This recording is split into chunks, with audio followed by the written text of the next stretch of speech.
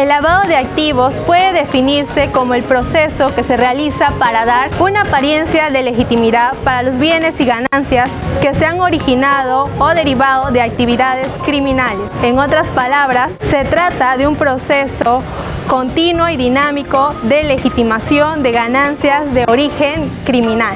Este proceso se desarrolla a través de 3 etapas o fases. 1. Colocación. Consiste en colocar los activos ilícitos en el mercado, es decir, en desprenderse materialmente de activos de procedencia delictiva sin ocultar aún la identidad de su titular, aunque también es posible su uso. 2. Intercalación. Consiste en ocultar el origen de los bienes ilícitos colocados mediante la realización de numerosas transacciones financieras, comerciales o similares, que hacen difícil llevar a cabo un seguimiento exhaustivo de los bienes y por tanto detectarlos como activos de procedencia ilícita. 3. Integración. Consiste en el retorno aparentemente legal de los fondos al delincuente de manera directa o por medio de personas o empresas vinculadas. Se caracteriza por ser un proceso o secuencia de actos que la legislación penal vigente califica como conversión, transferencia, ocultamiento y tenencia, cada uno con autonomía típica y desarrollo operativo diferenciado. Además, se trata de un delito de mera actividad, porque su consumación no depende de un resultado material o daño en concreto, sino únicamente de la realización de conductas específicas como la conversión, transferencia, ocultamiento, tenencia o transporte de bienes provenientes de actividades ilícitas. Sujeto activo y sujeto pasivo del delito de lavados activos. El autor del delito de lavados activos es todo aquel que con dominio del hecho comete las acciones u omisiones descritas en los tipos penales, es decir, el que realice los actos de conversión y transferencia, ocultamiento y tenencia y transporte o traslado. Se trata pues de un delito común que no exige una condición especial para su comisión.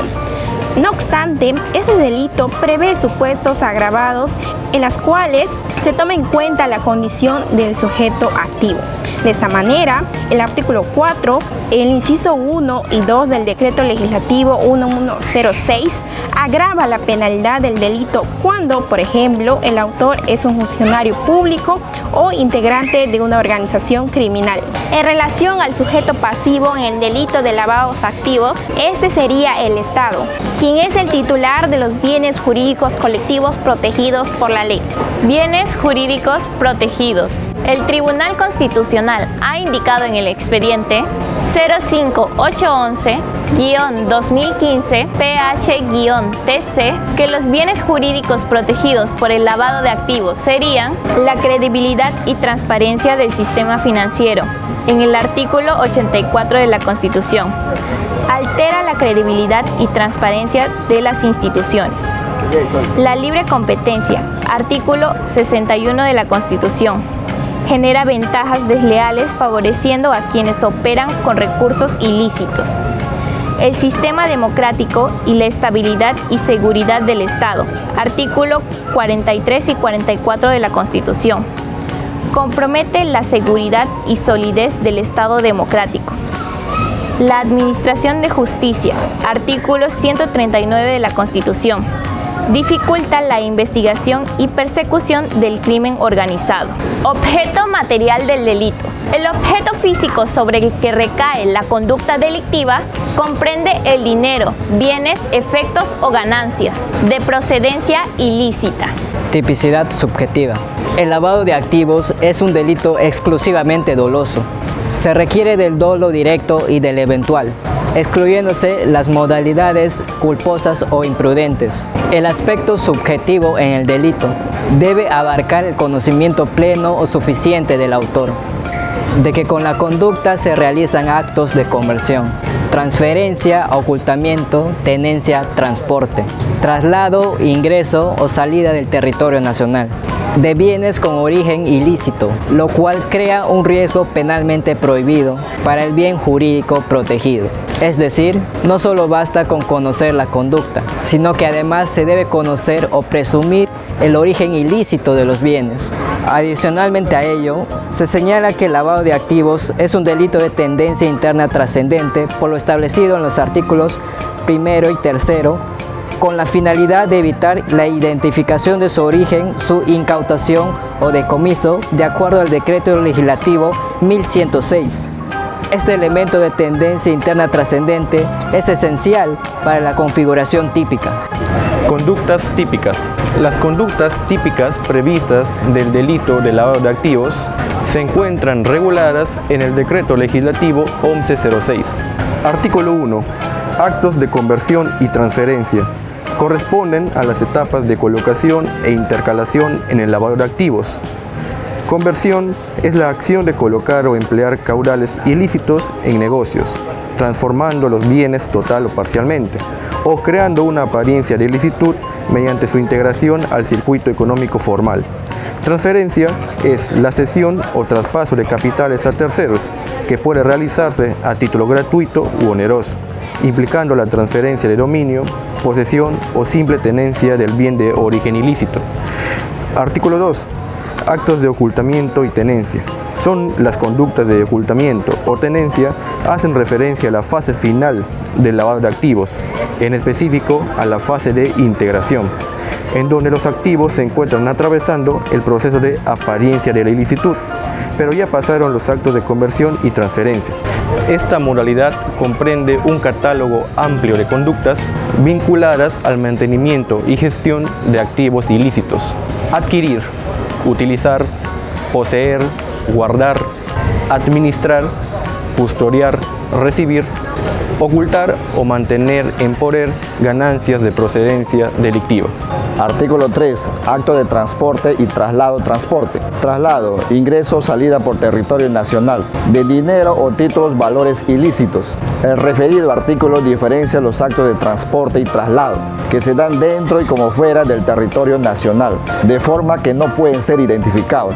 Las primeras conductas reprimen los actos de desplazamiento interno, mientras que las segundas hacen referencia al movimiento internacional de los activos ilícitos. Requiere la finalidad específica de evitar la identificación del origen, incautación y decomiso. Conforme a lo señalado por el artículo 10 del Decreto Legislativo 1106, el lavado de activos es un delito autónomo, por lo que para su investigación, procesamiento y sanción no es necesario que las actividades criminales que produjeron el dinero, los bienes, efectos o ganancias hayan sido descubiertas, se encuentran sometidas a investigación, proceso judicial o hayan sido objetos previamente de condenas o pruebas. La extinción de dominio constituye una consecuencia jurídico-patrimonial, mediante la cual el Estado traslada a su esfera de ganancias titularidad y bienes que constituyen objeto, instrumento, efectos o de actividades ilícitas. Este mecanismo opera sin indemnización ni contraprestación alguna. El fundamento de la legitimación se encuentra en el artículo 70 de la Constitución Política, que establece que el derecho de propiedad debe ejercerse en armonía con el bien común y dentro de los límites legales. El ordenamiento jurídico peruano no ampara la riqueza de procedencia ilícita. Presupuestos de la extinción de dominio. Son presupuestos de procedencia de la extinción de dominio los siguientes. A. Cuando se trate de bienes que constituyan objeto, instrumento, efectos o ganancias de la comisión de actividades ilícitas, salvo que por ley deban ser destruidos o no sean susceptibles de valoración patrimonial. Bienes son aquellos que pueden generar utilidad, rentabilidad u otra ventaja que represente un interés económico relevante para el Estado. El fiscal determina si el bien tiene dicho interés conforme a los siguientes criterios. Artículo 8 del reglamento del Decreto Legislativo 1373. Cuando se trate de bienes que constituyan un incremento patrimonial no justificado de persona natural o jurídica, por no existir elementos que razonablemente permitan considerar que provienen de actividades ilícitas. Bienes son aquellos que pueden generar utilidad, rentabilidad u otra ventaja que representa un interés económico relevante para el Estado. Objetos son aquellos sobre los que recaen las actividades ilícitas. Instrumentos son aquellos que se usan como medios para la comisión de actividades ilícitas. Efectos o ganancias son aquellos bienes que son resultado directo o indirecto de la comisión de actividades ilícitas. C. Cuando se trate de bienes declarados de abandono o no reclamados y se tenga información suficiente respecto a que los mismos guardan relación directa o indirecta con una actividad ilícita. Bienes abandonados son aquellos sobre los cuales no ha sido posible establecer la identidad de sus titulares y a su vez se tiene elementos probatorios suficientes que permiten determinar que están relacionados a actividades ilícitas. Bienes no reclamados son aquellos que, luego de establecerse la titularidad a favor del requerido o del tercero, mediante sentencia que declara infundada la demanda de extinción de dominio, no son reclamados por el titular en 30 días hábiles, contados desde la notificación de la sentencia. Cuando los bienes o recursos de que se trate provengan de la enajenación o permuta de otros que tengan su origen directo o indirecto en actividades ilícitas o constituyan objeto, instrumento, efectos o ganancias de la misma. Esta recae sobre los bienes que sustituyen a los activos ilícitos o que fueron objeto, instrumento, efectos o ganancias de las actividades delictivas. La extinción de dominio recae sobre los bienes enajenados o permutados, procedentes de actos ilícitos, cualquiera sean las transformaciones que estos hubieran podido experimentar. Cuando se trate de bienes y recursos que han sido afectados dentro de un proceso penal y que el origen de tales bienes, su utilización o destino ilícito no hayan sido objeto de investigación, o habiéndolo sido, no se hubiera tomado sobre ellos una decisión definitiva por cualquier causa. Esta procede la extinción de dominio contra los bienes cautelados en procesos penales, en los cuales no se fijó como objeto de investigación o prueba de la determinación de su ilicitud de origen o destino.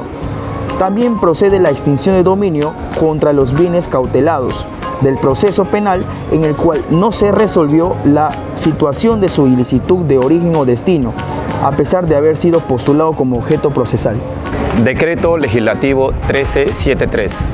El presente decreto legislativo tiene como finalidad garantizar la licitud de los derechos reales que recaen sobre los bienes patrimoniales, evitando el ingreso al comercio del territorio nacional o extrayendo de este los bienes que provengan de actividades ilícitas o estén destinados a ellas. El presente decreto legislativo tiene como objeto regular el proceso de extinción de dominio, que procede contra los bienes mencionados en los supuestos de hechos en el artículo 1 del título preliminar, y cuya procedencia o destino esté relacionado a actividades ilícitas, que tengan previa sentencia judicial, penal firme y consentida o laudo. Naturaleza jurídica, competencia.